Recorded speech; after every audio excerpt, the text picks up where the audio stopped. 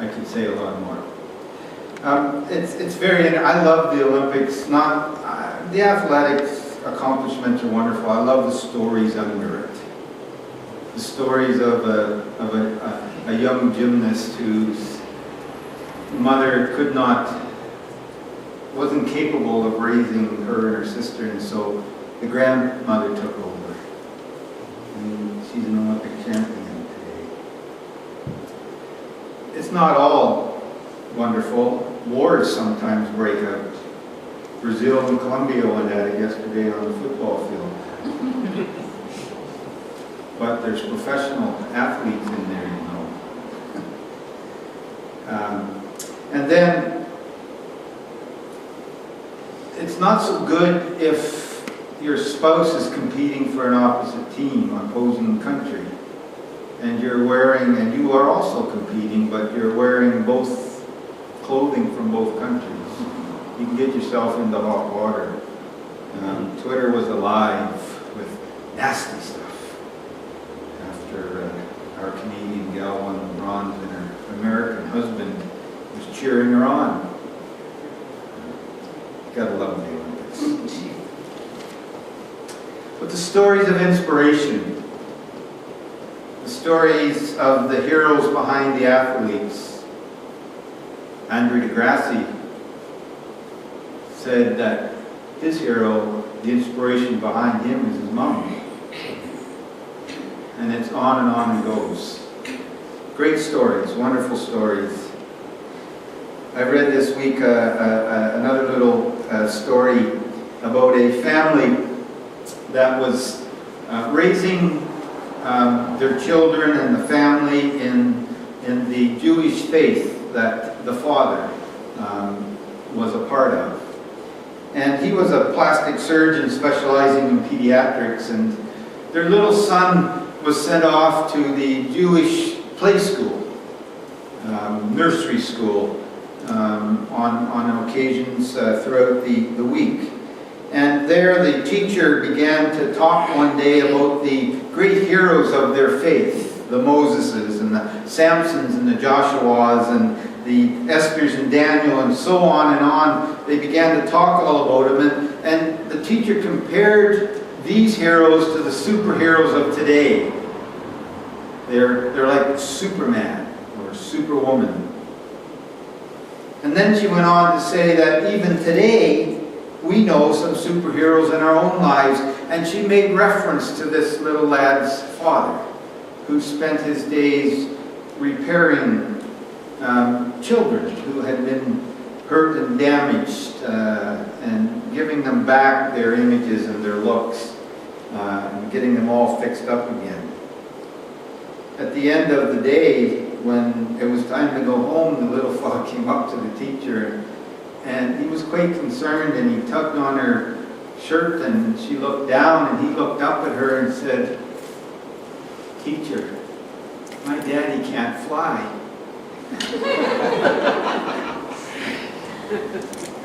I wonder if each of us here this morning have a hero, an inspiration behind our faith. And I want to talk a little bit about that this morning. This passage that we read from the book of Hebrews, it's a letter really, and even though it's called a letter to the Hebrews, it's one could say it's really a sermon more than it is a letter. It sounds like a pastor working very hard to encourage his little church, an early Christian community that had already endured persecution and hardship, and was starting to falter in its enthusiasm and its faithfulness. They were tempted to simply go backwards instead of forward.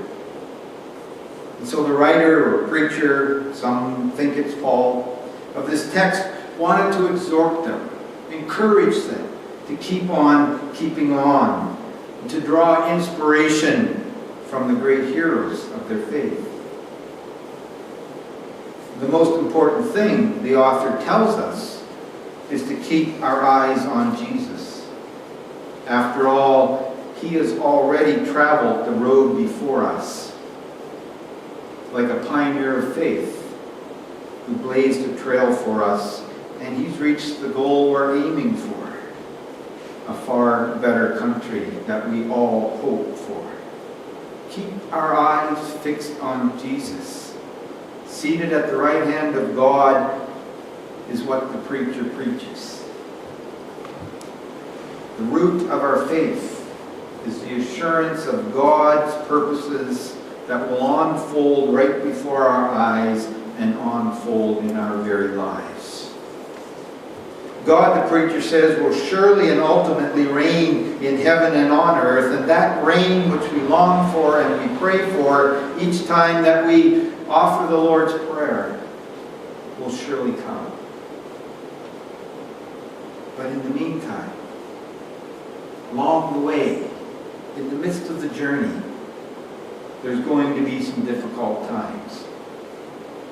And we're going to be challenged, and we're going to face hardship. And he says, just as Jesus' own path to God was by the way of the cross, but we must never give up. After all, the writer says, look back. Look back on the folks who have come before us, our ancestors in faith. Look what they endured. They persevered. The Hebrews escaping out of Egypt, crossing over the Red Sea like dry land. Joshua and his forces marching around the city of Jericho till the walls came tumbling down. And Rahab, who risked her own life to help Joshua's spies. And there were lots more, the writer says, who has already spoken at length earlier in chapter 11 of Abraham and Moses, two of the great heroes of faith. There was Gideon and Barak and Samson and Jeremiah and David and Samuel and all the prophets. By faith they endured and accomplished great things. By faith. By trust in God's purposes. They suffered stoning, they suffered the sword, they went about destitute, persecuted, tormented. But by faith, they conquered kingdoms, administered justice, obtained promises, shut the mouths of lions, quenched raging fire, escaped the sword, won strength out of weakness. You get the idea. They were superheroes. Those that we go back to again and again and again when we talk about that great cloud of witnesses. Or were they? Were they superheroes? What makes these stories so powerful is remembering that these folks were not superheroes. We paint great pictures, and we've taken all of the rough edges off the stories because, well, we don't want, little children learning about all of the stuff, and so we make them into nice things. But they had some battles. They weren't superhuman. They were human beings. They were flawed. They were weak. They were sinful. All of those things that we are. And do we need to be reminded that even Moses himself was not permitted by God to enter the promised land? He didn't make it. Was he a failure? Some would say. He didn't make it because he had broken the faith with God. And these other great heroes, they are not known only for great deeds, but for other things as well. We've heard of Samson and Delilah, David and Bathsheba. If you haven't, then you've missed most of the Hollywood movies about the Bible. So if these ancestors of ours could be deeply flawed yet deeply faithful, I find that very, very encouraging when I have to run such a long, long race in my own faith. And maybe we need some great coaches as the Olympians talk about the coaching. Coaches who understand that it's not by our own power, let alone any superpowers, that we endure or accomplish or even live. No, we do all these things only and always by and through the power of God within us, that is able, as Paul writes to the Ephesians, to accomplish abundantly far more than all we can ask or imagine. Each time I read this text, I get that image of an athlete getting ready, warming up, training, getting suited up. You run the race, lap after lap, mile after mile. An amazing race yesterday.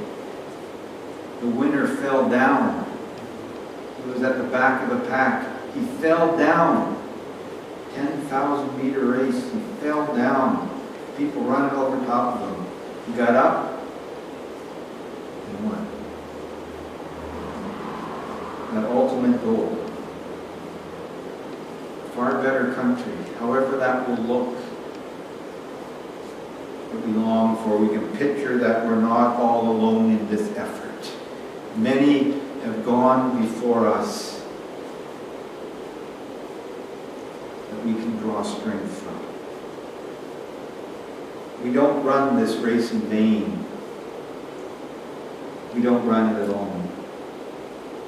According to this letter, we can take courage, find strength, seek inspiration, let our spirits be lifted by the assurance that we are surrounded by this great cloud of witnesses who are watching us and who are wholeheartedly cheering us on. You know that they know where the power comes from. And of course, that cloud of witnesses holds a lot more people than Barak and David and Gideon and Samson and the prophets and the people from long, long ago and far away. The ancient preacher who wrote this sermon to a struggling congregation in his own time to be saying, God is still speaking. God is still speaking. There are still, even in our own time, people being added to that great cloud of witnesses. Heroes of faith. I remember reading about Father Damien, who went to Molokai in Hawaii to minister to the lepers and became one of them. Oscar Romero, Archbishop of San Salvador, spoke out against poverty and injustice and assassinations and tortures in that country. And in 1980, he himself was assassinated. On the street? No, while he gave Mass in the chapel of the Hospital of Divine Providence. I think of Vincent de Paul, who trades places with a man condemned to the gallows. And later how that played itself out with Maximilian Kolbe, who took the place of a young man condemned to be executed in the concentration camps. And just recently, Father Daniel Bergton passed away.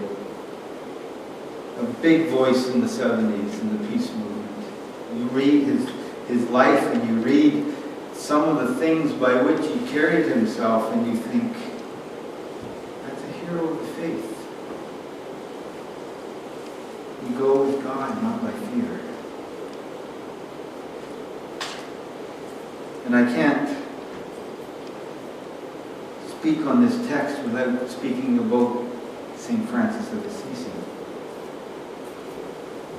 He not only loved animals, but also went to Rome and, let's just say he gave the Pope something to think about.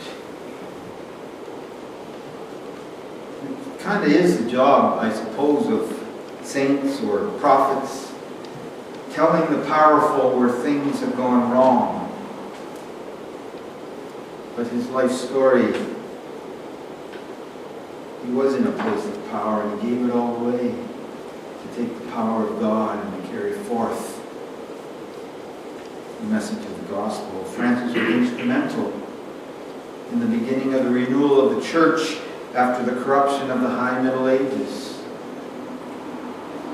And even then, apparently, it wasn't enough because we needed a reformation. He was instrumental. And this letter tells us that even those who have died are still with us. They still care about us. They're watching us. They're cheering us on. Eugene Peterson's translation of this text speaks about those who have gone before us. God, he says, writes, had a better plan for us. That their faith and our faith would come together to make one completed whole. Their lives of faith not complete apart from ours. It's an interesting take. Their lives not complete apart from ours. That means that we do. And what we do matters not just to us, but to those who have gone before and are now watching us as we continue to run the same race. And it matters to those who follow us. They will have examples of faith to fortify them as they run the course. Not only because we can tell them these stories about people long ago, but because we will have added our own stories to it as well. Our faith is not apart from the faith of our great-great-grandchildren. We're part of something greater than ourselves, a bigger picture, a more ancient story. And as we hunger and thirst in this day for the coming of God's reign, for God's shalom, for peace and healing in the world, in places close to us, like our homes and our families and our neighborhoods, in places far away, like the Sudan and Iraq and Afghanistan and Syria, in France and Turkey and Germany, in all of those countries where horrific things are happening. We know the race that we run is long and it's hard, and the wholeness is so often a faraway place. So much of the time, peace and justice are things unseen. And yet faith, according to the author of this same letter, faith is the assurance of things unseen. And we may stumble. We may even fall on our way. Just like those heroes and those saints of past years. But we know we're not alone, that our eyes are fixed on Jesus. And if we listen closely, we can hear and we can feel the encouragement of those who have gone before. Those who are still watching the race that is not over yet.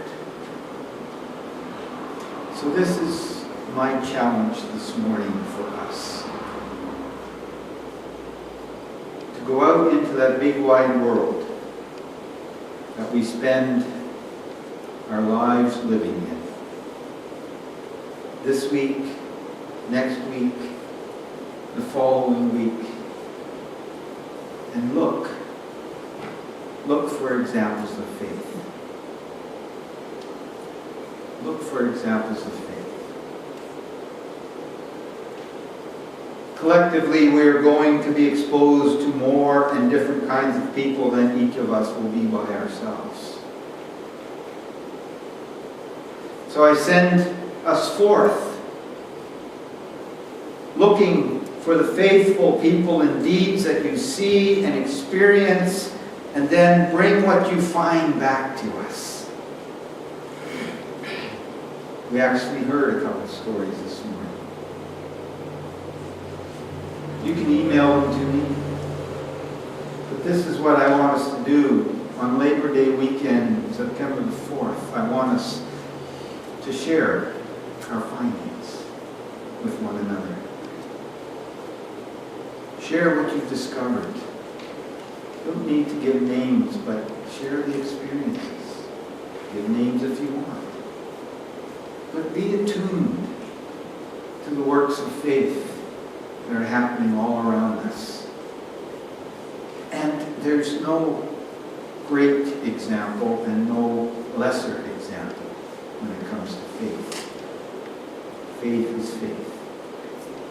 Often happening, we don't really realize it in our own lives and in the lives of others. And perhaps this is just the kind of worldly faith Hebrews is talking about. The kind of faith that dwells in the nitty-gritty experiences of everyday life and is both inspired by and inspires confidence in Jesus, the pioneer and the author and the perfecter of our faith. So go and be attuned to the faith of God happening all around us. Make notes. And let's share together. Let's pray. Almighty and eternal God, so draw our hearts to you. So guide our minds. So fill our imaginations. So control our wills, that we may be wholly yours, utterly dedicated to you. And then use us, we pray, as you will, and always to your glory and the welfare of your people. We pray in the name of the Lord Jesus Christ. Amen. Let's stand together as we share this one last music video.